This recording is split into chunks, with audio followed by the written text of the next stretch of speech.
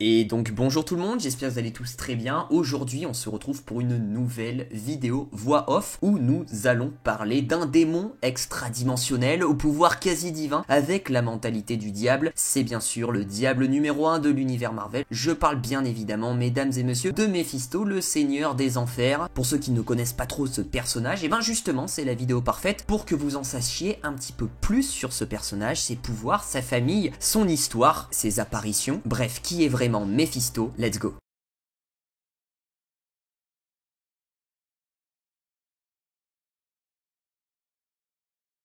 Mephisto est un personnage de l'univers Marvel créé par Stan Lee et John Buscema. Sa première apparition fut dans Silver Surfer numéro 3, publié en décembre 1968. Mais parlons un petit peu de sa famille. Alors oui, Mephisto est célibataire, pour les nanas intéressées, les petites diablesses. On sait pas où Mephisto est né. Mephisto a 3 enfants. Il a sa fille Mephista, une petite démone. Bon oui, c'est un petit peu l'enfant préféré de Mephisto dans les comics. Il a ensuite un fils du nom de Blackheart. Blackheart un petit peu le mouton noir de la famille. Mephisto aussi possède une relation peu claire avec plusieurs autres seigneurs infernaux du nom de Belzébuth, Lucifer, Satan, Sataniche, etc. Mephisto a appartenu à un groupe. Il était membre des seigneurs infernaux et aussi des seigneurs de Désagrégat. Il était aussi ancien membre de la main à 6 doigts.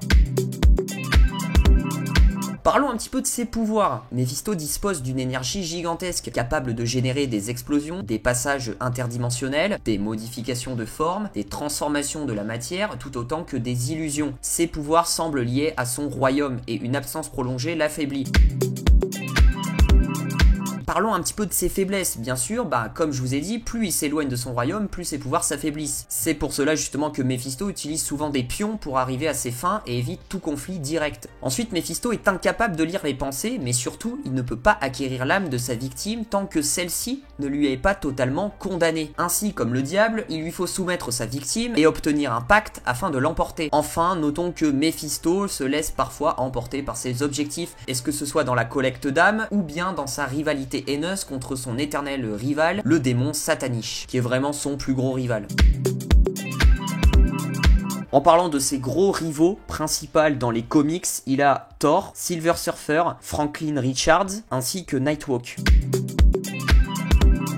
Parlons un petit peu maintenant de son histoire qui est assez palpitante. Bon, au début, il se contente de tourmenter des héros comme le Surfeur d'Argent, Thor ou encore le Docteur Strange afin de leur voler leur âme. Plus tard, nous apprendrons que celui-ci a capturé puis emmené l'âme de Cynthia Von Fatalis, qui est la mère du Docteur Fataliste, et ce n'est qu'avec l'intervention du Docteur Strange et de Fatalis que cette dernière sera libérée. Et oui, Mephisto connaît bien Ghost Rider, alias John Blaze, qui est un célèbre cascadeur de moto qui a fait un pacte avec ce dernier en échange de la guérison de son beau-père et mentor Crash Simpson. Ce dernier accepte et Simpson guérit de son cancer et échappe ainsi à la mort. Mais le malheureux meurt le lendemain lors d'une cascade à moto qui a mal tourné. Fou de rage, Blaze accuse Mephisto de s'être joué de lui, mais la créature assure avoir respecté sa parole et compte bien que l'humain fasse de même. Alors qu'il s'apprête à prendre possession du jeune homme, il est défait par l'intervention de la petite amie de ce dernier, Roxanne Simpson. En effet, l'âme de la jeune femme est si pure que la créature ne peut rien contre elle. Défait, Mephisto est contraint de fuir, mais il décide tout de même de se venger et insuffle à Johnny l'essence d'un ancien démon, Zarathos, et c'est ainsi que naît le Ghost Rider. Notons que Blaze n'est pas le premier humain qui a eu le droit à ce triste sort puisque Mephisto s'est amusé au long des siècles à lier Zataros avec un humain. Par la suite, Mephisto vivra l'une de ses plus grandes peurs au contact du Beyonder, en particulier lorsque ce dernier voulut supprimer la mort de l'univers Marvel. Le démon est alors forcé devant les puissances cosmiques de faire l'impensable et de dire la vérité en avouant sa peur. Par la suite, il sera un de ses adversaires acharnés du Beyonder, inventant même l'appareil anti-Beyonder. Oui, il déteste vraiment le Beyonder. Plus tard, Mephisto et le Ghost Rider se feront face à face à de multiples reprises, puisque Blaze ne se laissera jamais corrompre par le démon et luttera toujours contre ce dernier. Par la suite, Mephisto continuera de tourmenter les héros de l'univers Marvel. Il s'en prendra à Thor, mais aussi à plusieurs Asgardiens tels que Hela, déesse de la mort. Plus tard, il s'en prendra aux 4 fantastiques, et il arrivera même à dérober l'intelligence de Red Richards et à rendre ce dernier complètement abruti et idiot. idiot. Il arrivera même à capturer Susan Storm et Franklin Richards, et ce n'est qu'avec l'intervention de X-Factor que les héros de la Terre arriveront à se débarrasser de lui. Mephisto ne se limite bien sûr pas aux héros puisqu'il s'amuse aussi à tourmenter les plus grands méchants. Par exemple Galactus, où Mephisto s'en est pris à ce personnage. Essayant de retrouver ses forces, Mephisto trompa Nova, le dernier héros en date de Galactus, afin de devenir de plus en plus sanguinaire dans son devoir, mais le surfeur d'argent s'opposa à lui, attirant alors l'attention de Galactus. Découvert, Mephisto fit face au surfeur d'argent et à Galactus lui-même au cours d'une bataille qui ébranla jusqu'à la trame du cosmos et se termina par la sévère défaite de Mephisto. Plus tard, quand Pandemonium retrouva les 2 derniers éclats de l'essence du démon immédiatement, Mephisto révéla sa supercherie, récupérant la totalité de son essence, mais il détruisit les 2 jumeaux de la sorcière rouge, du nom de Thomas et William, qui sont Wiccan et Speed. Mephisto les a détruits en piégeant et en transformant 2 des 5 fragments de l'essence. Suivirent d'autres vaines tentatives de Mephisto pour s'emparer du médaillon du pouvoir, ainsi qu'une période au cours de laquelle le Seigneur Infernal jouera le rôle de conseiller auprès du titan Thanos, alors détenteur du gant de l'infini. Un peu plus tard dans sa vie, profitant de son sommeil, Mephisto s'empara en une occasion de l'âme d'Odin, permettant à Loki, alors privé de corps, de posséder le corps du père de toute chose. Cependant, avec l'aide du second Thor,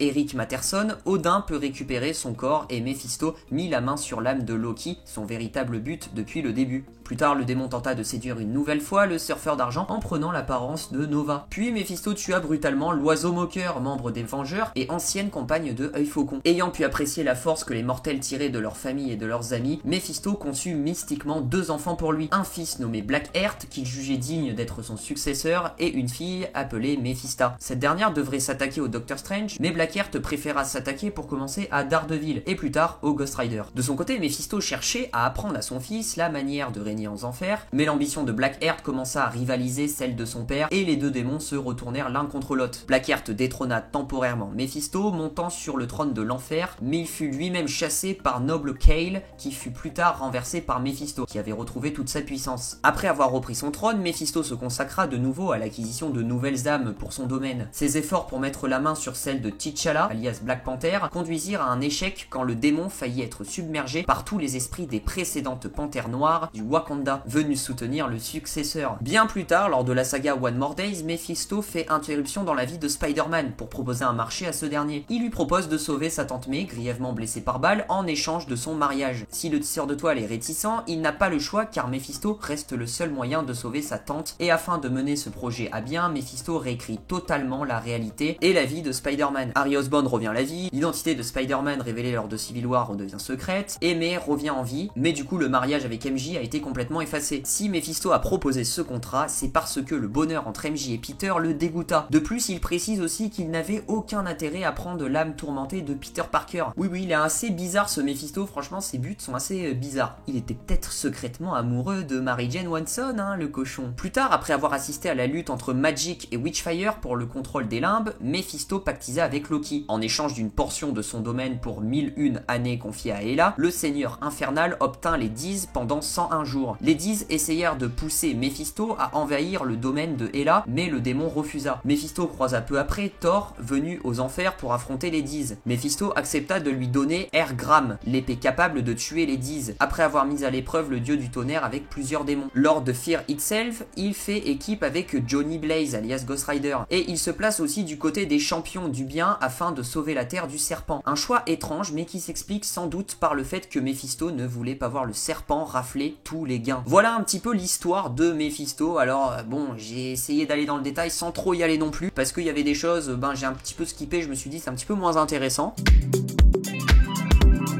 Parlons un petit peu des adaptations de Mephisto, parce que oui, Mephisto, on l'a vu dans des films. Il apparaît dans le premier Ghost Rider, sorti en 2007 en tant que Mephistopheles, et il est l'un des méchants principaux avec son fils Blackheart. Il était d'ailleurs interprété par Peter Fonda, oui, c'était un film qui était pas incroyable, on va pas se mentir. On le retrouve du coup dans la suite, Ghost Rider 2, sorti en 2012, mais il sera cette fois-ci interprété par un autre acteur, du nom de Sharon Innes. Bon, effectivement, les adaptations cinématographiques sont pas ouf pour le personnage de Mephisto. Espérons qu'on le voit peut-être dans la Phase 4 du MCU. Mais Mephisto a été adapté aussi dans des séries TV animées. Il a eu un rôle extrêmement secondaire. Une première dans Spider-Man et ses incroyables amis, et la seconde dans la deuxième saison de la série animée Le Surfeur d'Argent. Ici, il est l'un des méchants principaux de cette seconde saison. Alors là, par contre, Mephisto est apparu dans beaucoup de jeux vidéo. Il apparaît dans Le Surfeur d'Argent sur NES, mais aussi dans Marvel Super Heroes vs Street Fighter, dans Marvel Ultimate Alliance, dans Ghost Rider le jeu, dans le jeu Fantastic Four sorti en 2005, mais aussi dans Marvel vs Capcom 3 Fate of the Two Worlds. Voilà un petit peu, la vidéo est terminée sur le personnage de Mephisto. Alors j'espère que vous en savez un petit peu plus sur ce personnage, effectivement. Ça me fait super plaisir de faire un petit peu de ces vidéos-là, un petit peu se renseigner hein,